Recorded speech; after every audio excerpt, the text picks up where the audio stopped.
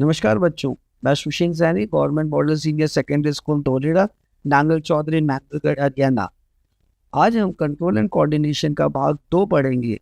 जहाँ पे हमने भाग 1 को समाप्त किया था, उसी के आगे से शुरू करते हैं।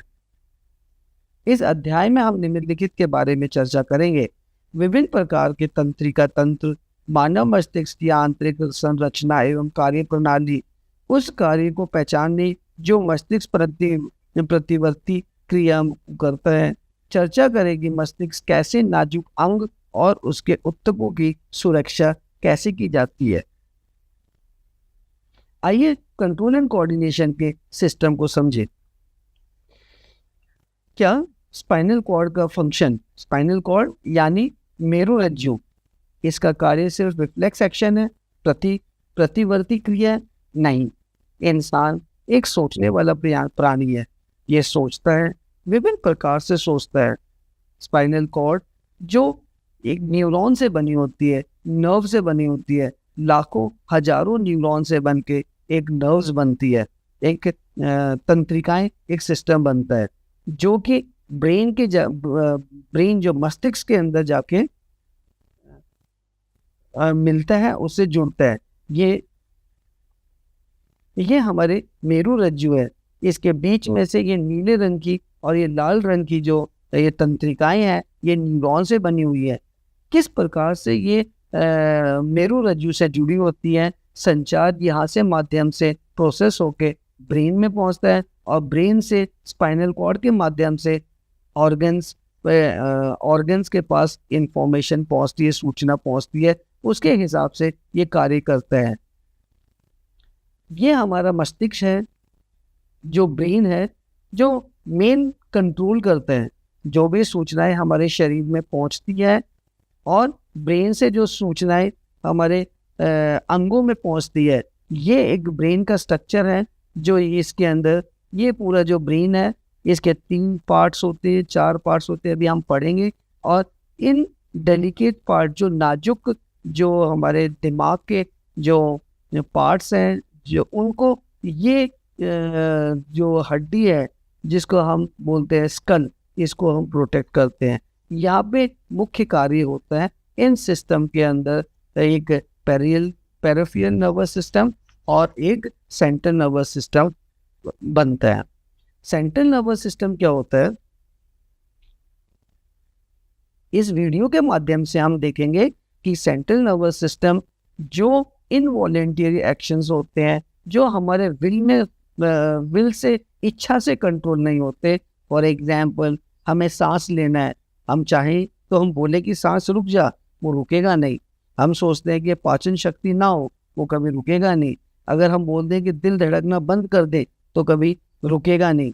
तो ये जो क्रियाएं होती है वो चलती रहती है, मगर हमारी इच्छाओं का कहना नहीं मानती, हमारी इच्छाओं के अगेंस्ट चलती रहती है।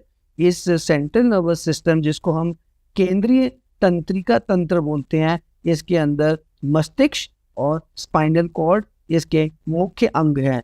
इसके अंदर से हजारों लाखों संख्या के अंदर से ये तंत्रिकाएं निकलती रहती है। आइए हम इसका एक स्पेस डायमेंशनल व्यू देखते हैं कि सेंट्रल नर्वस सिस्टम किस प्रकार से दिखता है। ये हमारा ब्रेन है, पूरा दिमाग, जिसको मस्तिष्क बोलते हैं। इस मस्तिष्क के बीचों बीच में से ये एक स्पाइनल कॉर्ड है, मेरुरज्जु है, और ये यहाँ से हमने न्यूरॉन्स के बारे में पढ़ा था। पेरिफेरल नर्वस सिस्टम क्या होता है? फॉर एग्जाम्पल, बच्चा ताली बजा रहा है, बच्चे को हमने सिखा दिया है कि खुशी के मौके में आप क्लैपिंग करो। अगर दुखी का मौसम, दुखी का वातावरण है तो क्लैपिंग नहीं करेंगे। तो इसका मतलब ये जो इच्छाएं हैं, ये हमारे विल के अंदर है। ये बुजुर्ग दो ये बात कर रहे हैं कि आज हमें एक चलचित्र देखना है, एक मूवी देखने जाना है, दूसरा मना कर रहा है, ये कब जाना है। तो ये सारे जो डिसीजंस हैं, ये हम अपने इच्छा से ले सकते हैं। इसको हम पेरिफेरल नर्वस सिस्टम, परिधीय तंत्रिका तंत्र बोलते हैं। इसके अंदर मांसपेशियां दिमाग से, सेंस ऑर्गन से, ज्ञानेंद्रियों से सूचना ग्रहण होती है, ब्रेन में पहुंचती है, वहाँ पे प्रोसेस होती है और उसके बाद उसका फैसला होके मांसपेशियों में पहुँचती है, जहाँ पे ये कार्य को अंजाम देते हैं। इस सिस्टम को पेरिफेरल नर्वस सिस्टम कहा जाता है। इसका मतलब हम दूसरे शब्दों में अगर हम पढ़े तो ऐच्छिक क्रियाएं एक वॉलंटियर एक्शन जो आगे क्या करना है इसके निर्णय पर आधारित होता है, इसको परिधीनीय तंत्रिका तंत्र कहा जाता है। ब्रेन, मस्तिष्क, ये हमारा मस्तिष्क एक स्पेस के अंदर 3 डायमेंशनल व्यू प्रदान करता है। इसका इसमें ये जो ब्रेन है इसके 2 पार्ट होते हैं, एक दाहिना भाग और एक बायां भाग होता है।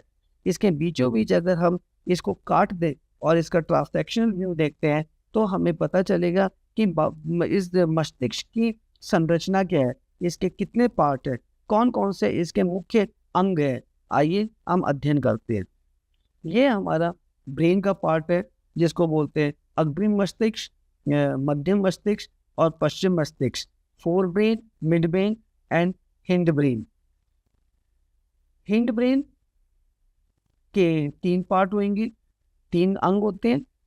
ये इसको बोलते हैं पॉन्स, जो मिड ब्रेन और मेंडुला को जोड़ने के लिए काम आता है।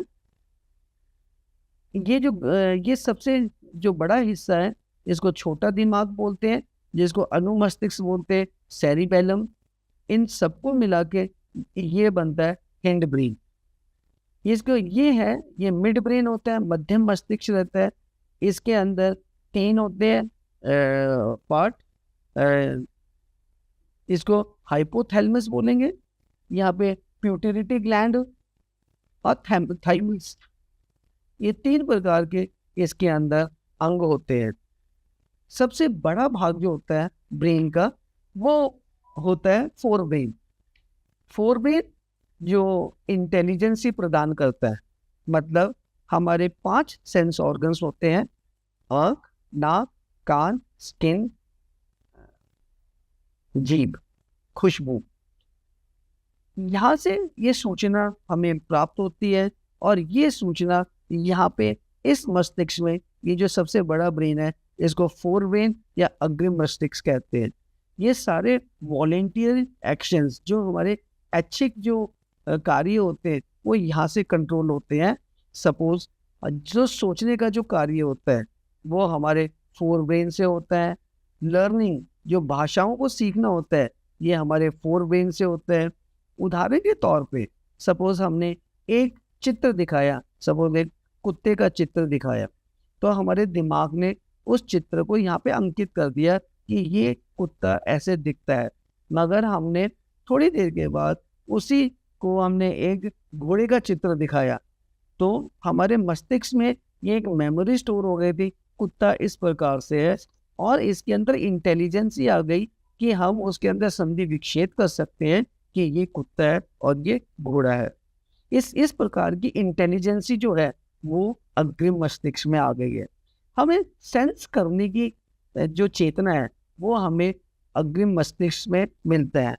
हमें भावनाएं मिलती हैं, जिस प्रकार से एक डर,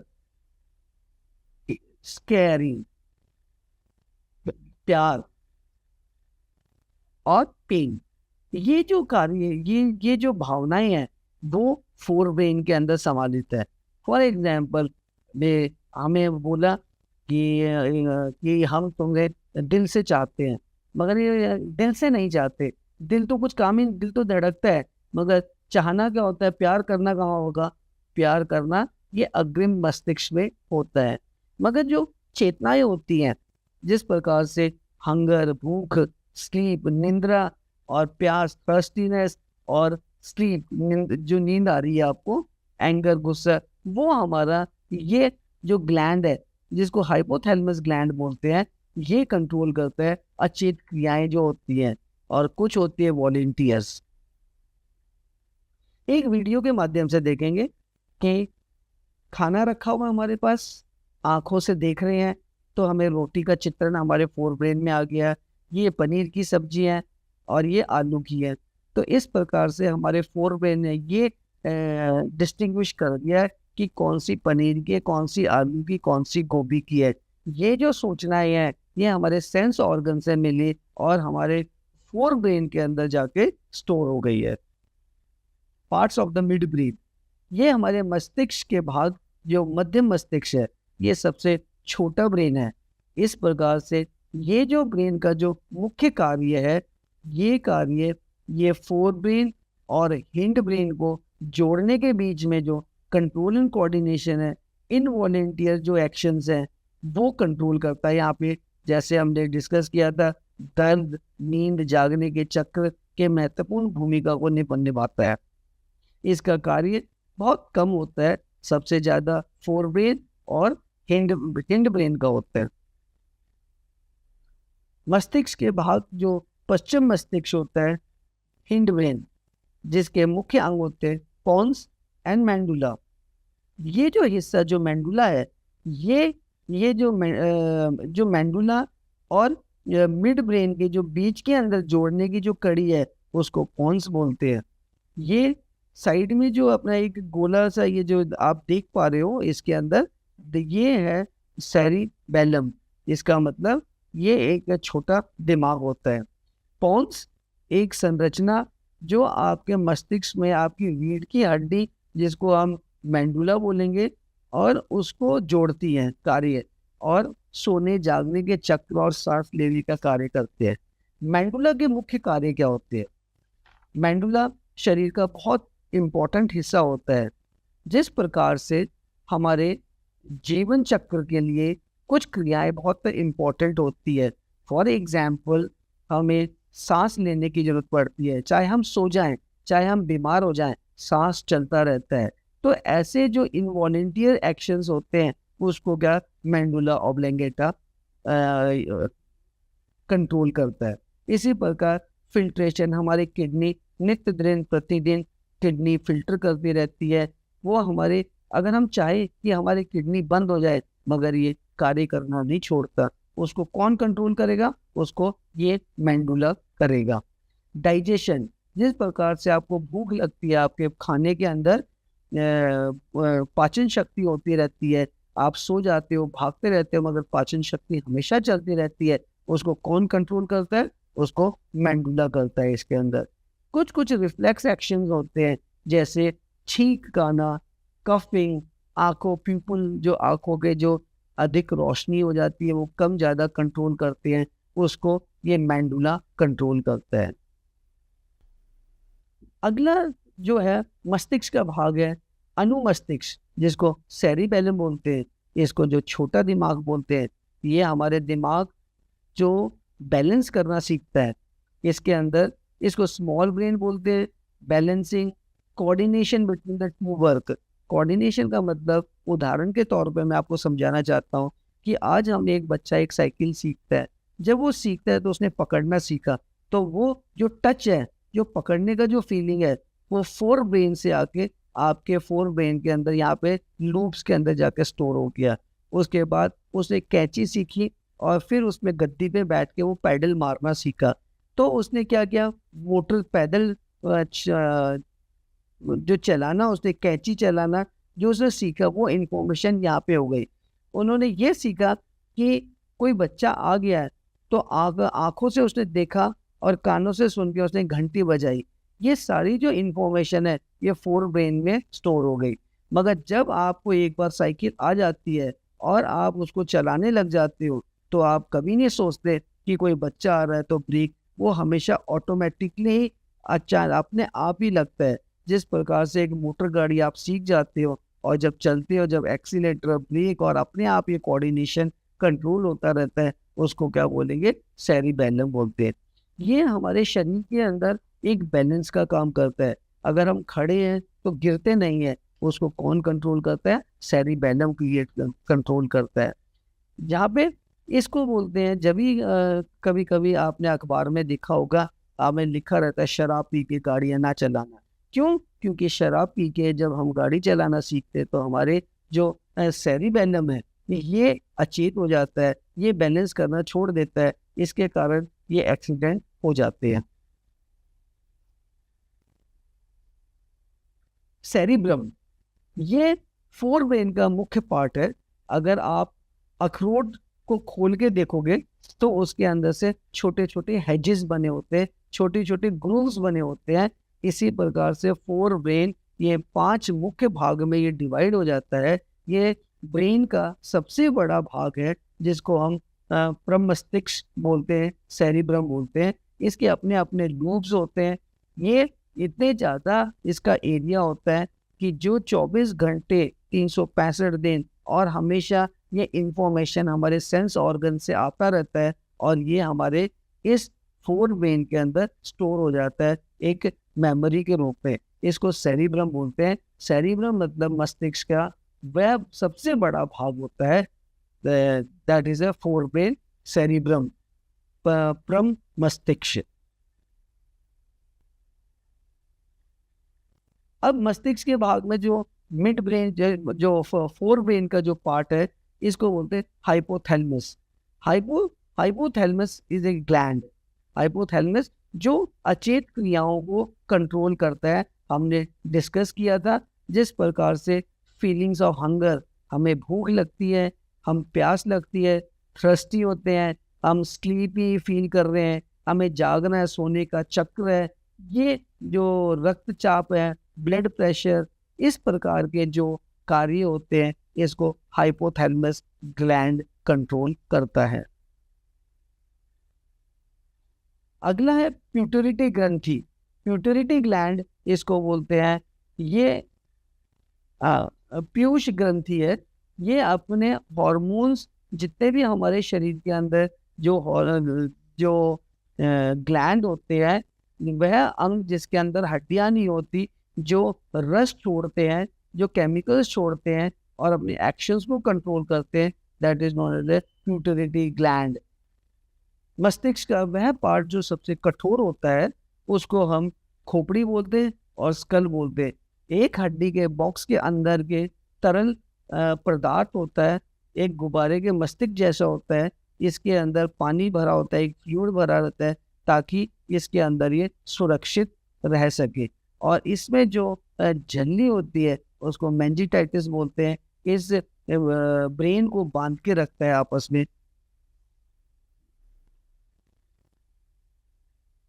जो आज हमने पढ़ा उसके अंदर हमने ब्रेन की संरचना, वॉलेंटरी एक्शन, कितने प्रकार के तंत्र होते हैं, पीएनएस और सीएनएस, ब्रेन के कितने भाग होते हैं, 3 भाग होते हैं, अग्र मस्तिष्क, मध्य मस्तिष्क और अनुमस्तिष्क, fore brain, mid brain and hind brain.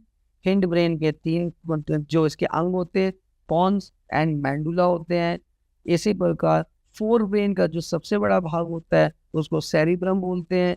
उसके अंदर अलग अलग ग्रूव्स और हैश रहते हैं जहाँ पे सारी इंफॉर्मेशन डाटा सेलेक्ट होते हैं। इसके फोर ब्रेन के जो पार्ट्स हैं वो हाइपोथैलेमस ग्लैंड होते हैं, प्यूटरिटी और थैलेमस होते हैं इसके अंदर। और सबसे जो इम्पोर्टेंट जो छोटा दिमाग जिसके नाम से हम जानते हैं उसको बोलते हैं सेरिबेलम, जो बहुत इम्पोर्टेंट होता है, हमारे शरीर को बैलेंस करने के लिए काम आता है और कंट्रोल एंड कोऑर्डिनेशन करता है। अब प्रश्न हमारे पास प्रश्न 3, 5 पेज नंबर 117 में गृह कार्य है। प्रश्न 1, प्रश्न 2, प्रश्न 3। थैंक यू, धन्यवाद।